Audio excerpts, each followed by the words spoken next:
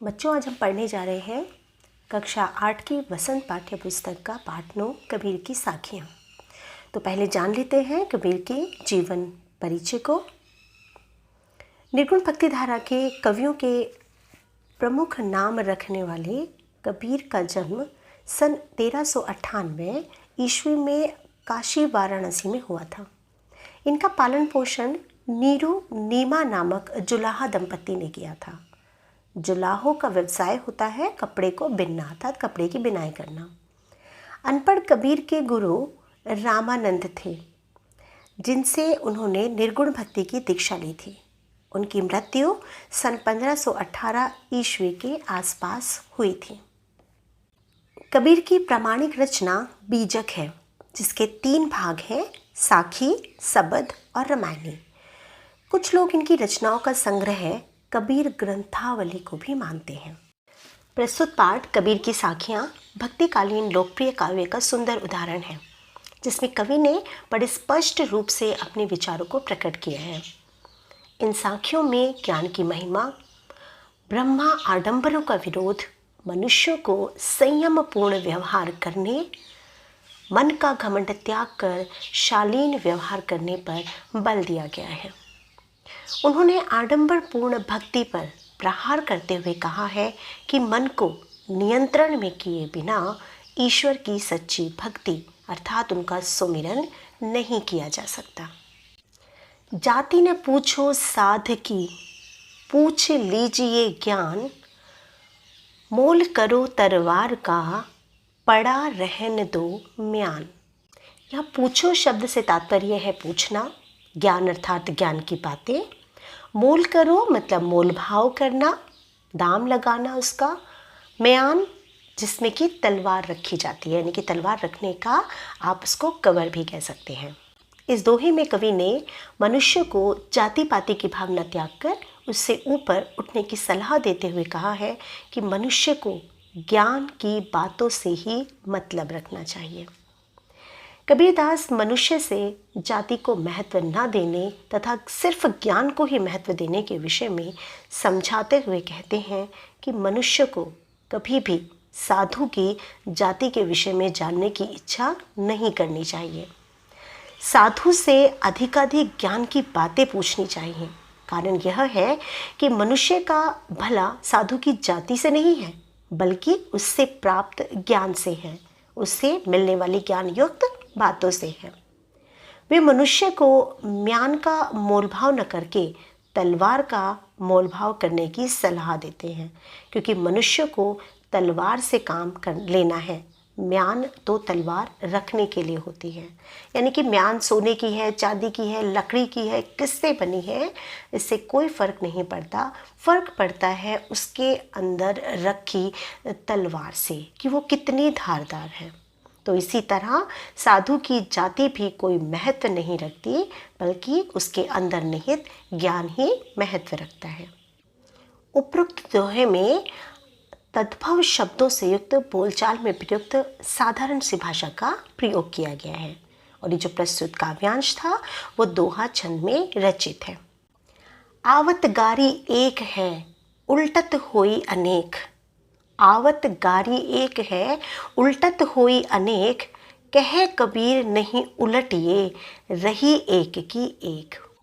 तो बच्चों, आवत से यहाँ तात्पर्य है आते हुए, गारी का मतलब है यहाँ पर गाली, यानी कि अब्यूजिंग वर्ड जो आप यूज़ करते हैं। उल्टत मतलब उलटना पलटना, और कहना मतलब किसी से अपनी बात कहना।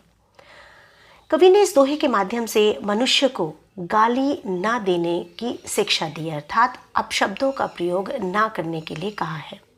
कवि कहता है कि जब कोई व्यक्ति किसी को गाली देता है या अपशब्द का प्रयोग करता है तब वह एक ही होती है, किंतु गाली सुनने वाला व्यक्ति जब पलटकर गाली देने को मतलब पलटकर फिर वही उसे भी गाली देता है, तब वह गाली एक नहीं रहती, बल्कि उसके स्थान पर वो 4-5 अपशब्दों का प्रयोग करता है या 4-5 गालियाँ सुना देता है। अर्थात व्यक्ति जब पलट कर गाली देगा तो वह एक नहीं अनेक गालियाँ देगा, और सुनने वाला व्यक्ति पुनः 4-6 गालियाँ बढ़ाकर देगा। तो इस प्रकार जो आपके अपशब्द होते हैं वो घटने के बजाय बढ़ते ही चले जाएंगे। और कबीरदास जी कहते हैं कि अगर हम इन अपशब्दों को नहीं उल्टेंगे तो वो वही सिर्फ एक के एक ही रह जाएंगे। यह कबीर का जो प्रस्तुत दोहा है ये भी छंद में रचित है। तद्भव शब्दों से युक्त बोलचाल की साधारण सी भाषा का इसमें प्रयोग किया गया है। माला तो कर में फिरई, जीभी फिरई मुख माही, मनवा तो चहु दिसी फिरई, यह तो सुमिरन नाही। कर से यहाँ तात्पर्य है हाथ, फिरई मतलब घुमाना, यानी कि जब आप माला जपते हैं तो एक एक मन का जो उसका घुमाते हैं। माही मतलब में, मनवा से तात्पर्य है मन, चहु दिसी अर्थात चारों ओर, और सुमिरन से मतलब है स्मरण अर्थात प्रभु का नाम जपना। इस दोहे के माध्यम से कबीरदास ने आडंबर एवं दिखावे की भक्ति करने की आलोचना की है। कबीर कहते हैं जो मनुष्य ईश्वर की भक्ति का आडंबर एवं दिखावा करते हैं, कवि ऐसे लोगों के आचरण पर प्रहार करता हुआ कहता है कि भक्ति का दिखावा करने वाले लोग अपने हाथ में राम नाम की माला फेरते हुए जीभ से राम नाम का उच्चारण करते रहते हैं। वास्तव में वे हाथ में माला और मुंह में जीभ फिराते रहते हैं, पर यह ईश्वर की भक्ति का आडंबर मात्र है। उनका चंचल मन तो ईश्वर पर केंद्रित होने के बजाय चारों दिशाओं में भटकता रहता है। ईश्वर पर ध्यान केंद्रित किए बिना सच्ची भक्ति संभव नहीं है। तो यहाँ कवि का मतलब है, या कवि कहना चाहते हैं कि माला फेरने का या माला जपने का सही अर्थ तभी निकलता है अगर हम मन से ईश्वर की भक्ति करें। अगर हम अपने मन को बस में नहीं कर पाते तो माला जपने का कोई भी फायदा नहीं है। तो ये प्रस्तुत काव्यांश दोहा छंद में रचित है और बोलचाल की साधारण भाषा का इसमें प्रयुक्त किया गया है तथा तद्भव शब्दों की इसमें प्रचुरता है। हम बार बार तद्भव शब्द बोल रहे हैं बच्चों, तो तद्भव शब्द वो होते हैं जो कि हिंदी शब्दों को कहा जाता है, या आप कह सकते हैं कि तत्सम शब्द होते हैं संस्कृत के, और संस्कृत से जो संस्कृत का जो बिगड़ा हुआ रूप अर्थात जो बदला हुआ परिवर्तित रूप आता है उस हिंदी में, उसी को हम तद्भव शब्द कहते हैं अर्थात हिंदी के शब्द। कबीर घास न नींदिए जो पाँव तली होई, कबीर घास न नींदिए जो पाँव तली होई, उड़ी पड़े जब आँखी में खरी दुहेली होई।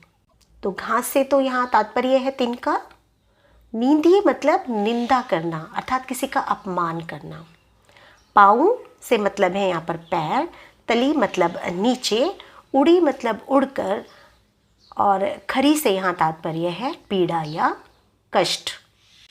इस दोहे के माध्यम से कवि ने घास के छोटे से तिनके का भी अपमान न करने की सलाह दी है। कबीरदास कहते हैं कि रास्ते में पड़ा हुआ घास का तिनका नन्हा सा टुकड़ा भी अपना विशेष अस्तित्व रखता है। मनुष्य को पैरों के नीचे रहने वाले इस टुकड़े का भी अपमान नहीं करना चाहिए।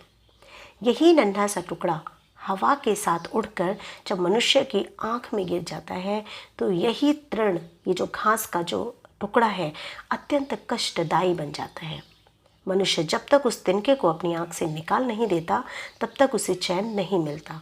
अर्थात कोई अपने से कितना भी कमज़ोर क्यों ना हो, हमें उसका अपमान नहीं करना चाहिए। इस दोहे में भी तत्सम शब्दों से युक्त बोलचाल की साधारण भाषा का प्रयोग किया गया है।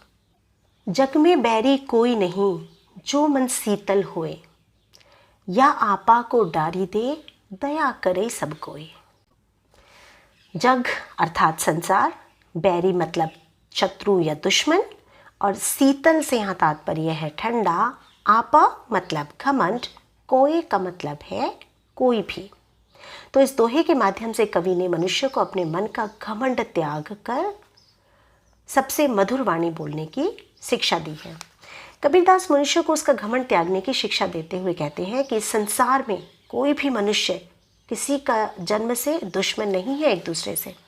बस मनुष्य को अपने व्यवहार और वाणी में शीतलता बनाए रखनी चाहिए। जो मनुष्य अपने धन, बल, सत्ता आदि का घमंड अपने मन में नहीं रखते, अर्थात अपना घमंड त्याग कर दूसरों के साथ मधुर व्यवहार करते हैं, मीठे वचन बोलते हैं, उन पर हर कोई दया करने को तैयार रहता है। तो मनुष्य को घमंड त्याग कर हर एक के साथ मधुर व्यवहार करना चाहिए। यही कबीर की सीख है इस दोहे के द्वारा। तो इसमें भी तत्सम शब्दों से युक्त साधारण बोलचाल की भाषा का प्रयोग किया गया है। और यहीं पर हमारा पाठ कबीर की साखियाँ समाप्त होता है। कबीर अपनी साखियों के माध्यम से शिक्षा देना चाहते हैं कि हर एक मनुष्य को सभी के साथ प्रेम भाव व अच्छा व्यवहार करना चाहिए। ईश्वर को पाने के लिए आडंबरों को छोड़कर सच्ची भक्ति से ईश्वर को पाने का प्रयास करना चाहिए। बड़े ग्रंथ शास्त्र पढ़ने भर से कोई ज्ञानी नहीं होता, अर्थात ईश्वर की प्राप्ति प्राप्त नहीं कर पाता।